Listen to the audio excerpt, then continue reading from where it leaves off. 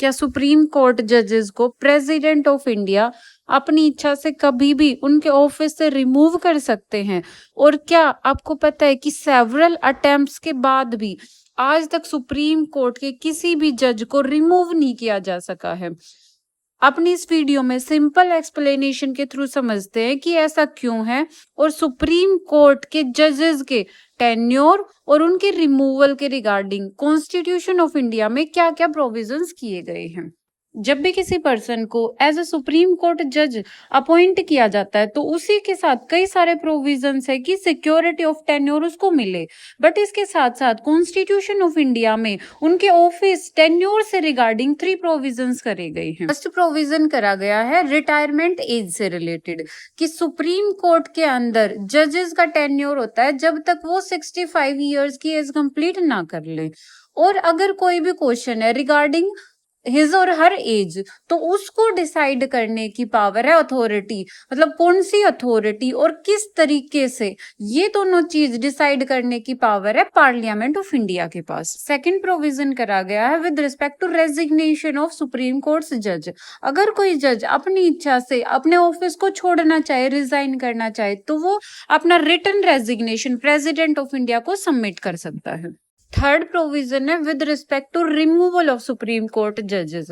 अगर किसी supreme court के जज को रिमूव करना है उसके ऑफिस से तो ये काम सिर्फ और सिर्फ प्रेसिडेंट ऑफ इंडिया कर सकते हैं, और प्रेसिडेंट ऑफ इंडिया भी जब कर सकते हैं जब पार्लियामेंट ने प्रेसिडेंट को रिमूवल ऑफ जज के रिगार्डिंग रिकमेंडेशंस दी हैं। जुडिशियल इंडिपेंडेंस और जो जजेस हैं उनको आर्बिट्रेरीली ऐसे ही रिमूव ना कर दिया जाए, इसको इंश्योर करने के लिए कॉन्स्टिट्यूशन में ये एक अच्छा प्रोविजन किया गया है। अगर किसी जज को उसके ऑफिस से रिमूव करना है तो कॉन्स्टिट्यूशन में उसके लिए सिर्फ 2 ग्राउंड्स दिए गए हैं।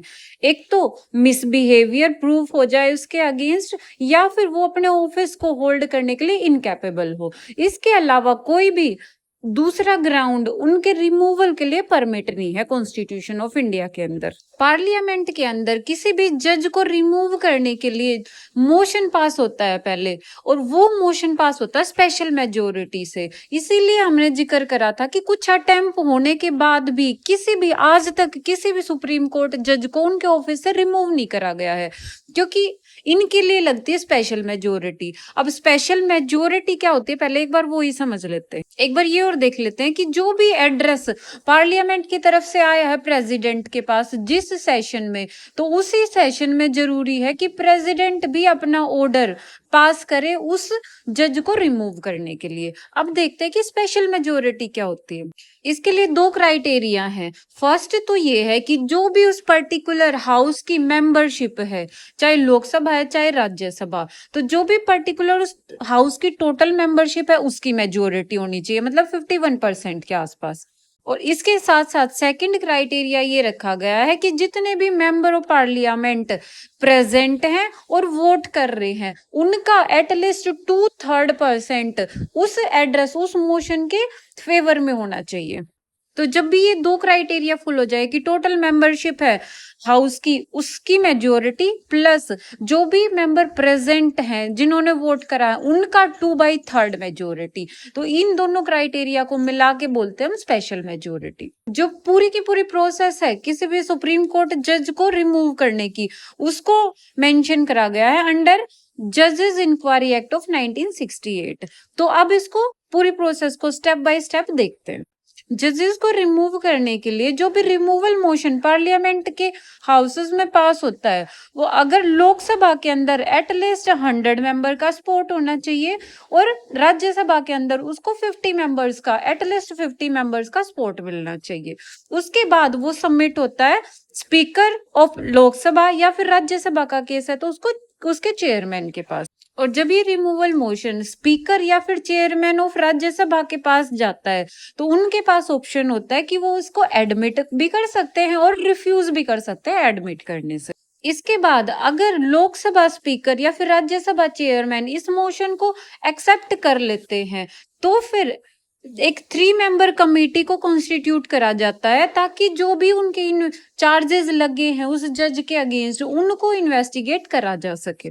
और इस इन्वेस्टिगेटिंग कमेटी के अंदर कुछ मेंबर्स होते हैं, जैसे कि कोई चीफ जस्टिस या फिर जज ऑफ सुप्रीम कोर्ट होना चाहिए और एक किसी भी हाई कोर्ट का जज होना चाहिए। इसके बाद अगर ये इन्वेस्टिगेटिंग कमेटी अपनी इन्वेस्टिगेशन के दौरान ये पाती है कि वो जज जिसके अगेंस्ट मिसबिहेवियर या इनकैपेसिटी के चार्जेस लगे हैं वो ठीक हैं, तो फिर इसके बाद पार्लियामेंट उस मोशन को आगे प्रोसीड कर सकती है, उस मोशन को कंसीडर कर सकती है हाउस के अंदर।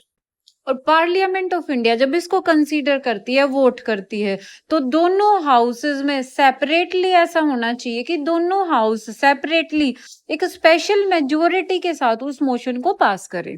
और स्पेशल मेजोरिटी का क्या मतलब होता है वो हम देख ही चुके कि जो टोटल हाउस की टोटल मेंबरशिप है उसकी मेजोरिटी प्लस 2/3 ऑफ मेंबर्स जो कि प्रेजेंट है और जिन्होंने वोट करा है उनकी मेजोरिटी। और अगर both houses of parliament separately special majority के साथ उस मोशन को अगर पास कर देते हैं तो फिर उसके बाद प्रेसिडेंट अपना फाइनल ऑर्डर देते हैं उस जज को, पर्टिकुलर जज को रिमूव करने के लिए। सुप्रीम कोर्ट के जज के रिमूवल के रिगार्डिंग एक इंटरेस्टिंग सा फैक्ट और देख लेते हैं, जिस चीज की हमने वीडियो की स्टार्टिंग में ही बात करी थी कि कई सारे अटेम्प्ट करे जा चुके कि सुप्रीम कोर्ट के किसी न किसी जज को रिमूव करा जाए डिफरेंट टाइम्स पे, बट फिर भी आज तक किसी भी जज ऑफ सुप्रीम कोर्ट को रिमूव नहीं किया जा सका है। अब नेक्स्ट जो पहली बार सुप्रीम कोर्ट जज के रिमूव करने का केस आया था, मतलब फर्स्ट इम्पीचमेंट केस आया था, वो था जस्टिस वी रामास्वामी के अगेंस्ट। इंक्वायरी कमेटी ने तो वी रामास्वामी जी को गिल्टी मान लिया था, बट जब ये मोशन अडॉप्ट करा गया था लोकसभा के अंदर तो वहां पे इसको स्पेशल मेजोरिटी नहीं मिली और वी रामास्वामी को उनकी पोस्ट से नहीं हटाया जा सका। तो जो भी मेन टॉपिक थे with respect to tenure and removal of supreme court जजेस, वो पॉइंट्स हमने कवर कर लिया। अगर इसके बाद भी कोई डाउट है तो कमेंट सेक्शन के थ्रू पूछ सकते हैं। और वीडियोस अगर अच्छी लग रही है तो इनको लाइक शेयर जरूर करें और चैनल सब्सक्राइब नहीं करा है तो चैनल सब्सक्राइब कर लें।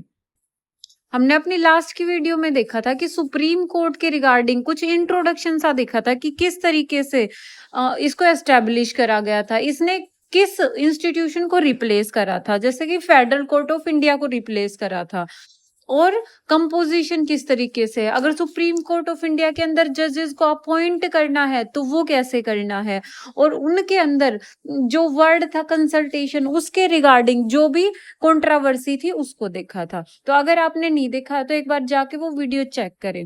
और अगर वीडियोस अच्छी लग रही हैं तो इनको लाइक शेयर जरूर करें, चैनल सब्सक्राइब नहीं करा तो चैनल सब्सक्राइब कर लें।